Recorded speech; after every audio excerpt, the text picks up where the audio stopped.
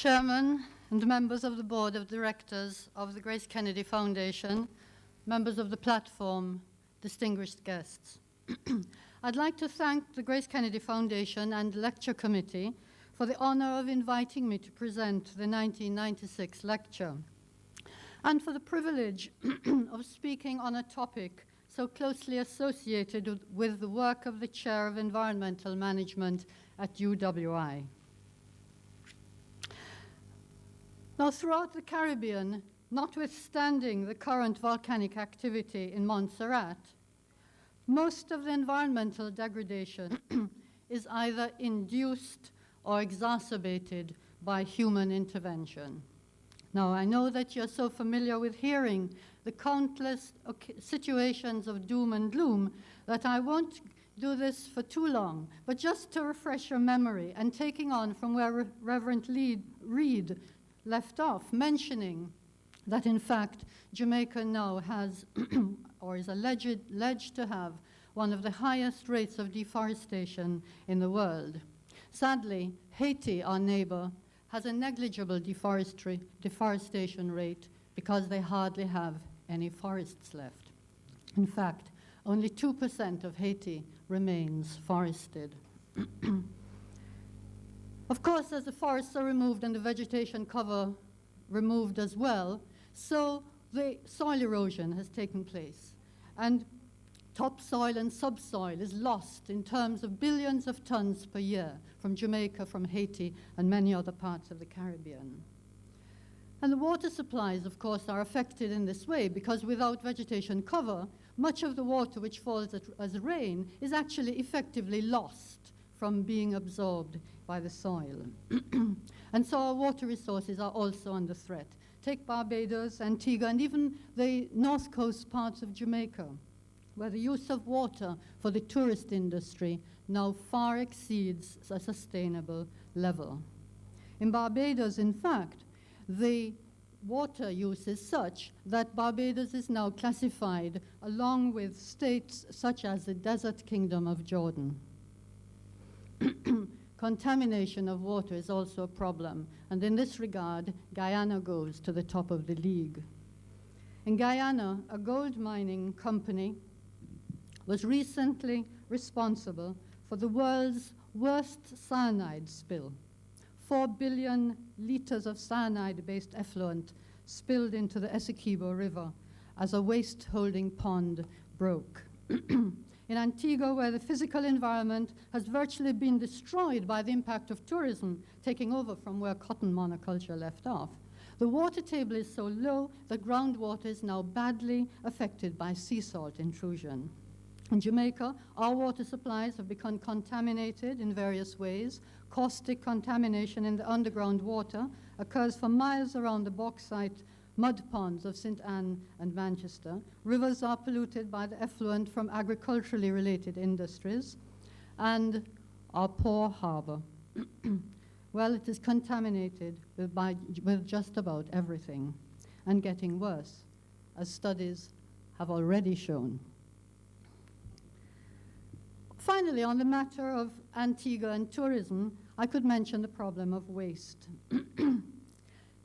Each hotel in Antigua is required to treat its sewage, but plants frequently break down, and raw sewage is pumped directly into the sea. As one author put it, dispersing offal among tourists who are happy to be in the sun so that they don't even notice what else they're in. Well, what these examples serve to illustrate, and I haven't even mentioned the guango tree in Ligani, is that the environmental crisis which we face today is essentially a crisis of humankind, not a crisis of nature. What we do about the crisis raises the dilemmas. First, of course, we have to clean up the mess, and that is difficult and expensive enough. But we also have to go beyond the cleanup to find ways of preventing the continuation and repetition of these crises in the long term. Once we start to examine the dilemmas, we find our conflicts of interest. based in many cases on diametrically opposed self-interests, of ownership and right concepts, and in beliefs. So at the heart of the dilemma is the nature of the relationship that we have with the environment, for this conditions our decisions and behaviors. I will summarize, for the purpose of this lecture, 4 major aspects of this relationship with the environment, and these are developed more fully in the printed version of the lecture. These are, 1, our social and psychological constructions of environment, which affect our relationship with it. 2, the conflicts of interest in development and in the valuation of environment. 3, the beliefs and ethics which condition and guide our relationship with our environment. And 4, political approaches to the environmental issues, which either seek to bring about fundamental change or try to accommodate efforts at solving the problem within the existing system.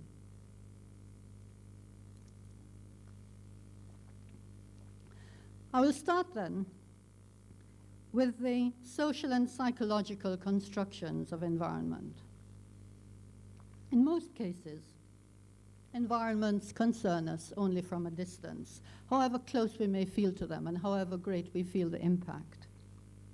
But in contrast to this is our relationship with the environment that is deeply personal and is felt at the level of emotion. In such situations, the impact is metaphysical, affecting the psyche, the way we look at the world, what we perceive in all that is around us, and the meaning it transmits in the development of self-identity and relationships with and within the natural world. The most incisive impact of the environment at the personal level, of course, occurs during the child's growth, especially in the early years. Think for a moment about the environment which made the greatest impression upon you as a young child. What you remember of it will not only be its actual components, trees, house, forest, main road, garden, and so on, but you will recall the meaning of it all and what the entire total environment conveyed to you. You'll remember how huge everything seemed, and the mystery and the excitement, the fear and the dread, and the security and the pleasure that had an enormous impact upon you at the time. In my case, my early childhood landscape was at Monig in St. Anne. The lake was a great mystery to me. The water which ran in and out of it was underground, so could not be seen. At times the water in the lake would rise from beneath and spill over into the valley. Later, of course, I understood the nature of underground water in karst limestone rocks, which explained the mysterious rising and falling of the water in the lake. But the enchanted landscape of childhood does not become less enchanting because you read and learn about it. Instead, thereafter, every landscape you experience is a little enchanted. But likewise, the hostile environment of childhood does not become less hostile because you read about it, but instead, thereafter, every landscape seems a little hostile. I was speaking recently with a young boy, Shane, who, like his friends, lives in one of Kingston's so-called garrison communities. There, green is the color of a political party, not of vegetation. They're growing up in an environment devoid of nature. The power which they assert over their environment reflects inner anger rather than positive interaction. Cats you kick, dogs you stone, and birds you shoot. They do not find a friend in any of these animals, nor do these animals find a friend in them. In this kind of environment, so many of our children today establish their consciousness of self and develop their worldview. Were children already deprived of a sense of themselves in a natural world, are further socialized within a hostile and abusive milieu, they become a potentially alienated sector of society. In fact, if they do not become alienated, it is a miracle. A study which I conducted some years ago of aspects of the child's relation to the environment included the journey to school. It showed that rural children in Jamaica who walked to school tended towards a more coordinated sense of the environment and of themselves within it. One can be liberated and empowered by the environmental experiences, and nature in early childhood can become a part of you and a part of all that you learn and love and respect. It is also very important to note that such experiences affect not only our relationship with the environment, but also our social relations and our concept of power. Take, for example, the environmental experience of children growing up with different gendered cultures. Into the process of gendered socialization are embedded power relationships and concepts of the sense of there being a difference between the status and value of different types of environmental activity. Power over nature, domination and conquest, that is, the male characterization of the relationship, are attributed high status in society, while caring for and tending the environment, the traditional female characterization, are accorded less prestigious status and worth. There is more to nature than the sum of its parts, and while there are interrelationships in ecosystems studied by scientists, so there are properties of the environment experienced at the level of the emotions, captured by the artist in their imagination, and recalled also by the individual through nostalgia. For nostalgia reconstructs not just past events, but past environments that have been lost. Edward Kamau Brathwaite writes of the migrant in an alien environment far from home who laments, "Where is the bell that used to warn us playing cricket on the beach, that it was midday, sun too hot for heads, and evening's angelus of fish soup, prayers, bed." Relationships of this kind between people and the environment reflect the lack of any sharp distinction between the objective and the perceived environment, though we often forget this. Durkheim, the social theorist, recognized that nature is a precondition for society, even though separate. Society always has related to the environment and derived meaning from it through the images which pervade consciousness and thereby condition attitudes and actions. Certain types of environment and the images that convey meaning about them have been so powerful that entire mythologies have developed in association with them. A myth or a collective image of the frontier, for instance, of North America, moving endlessly westwards, conditioned the views of that continent and challenged people's responses to it.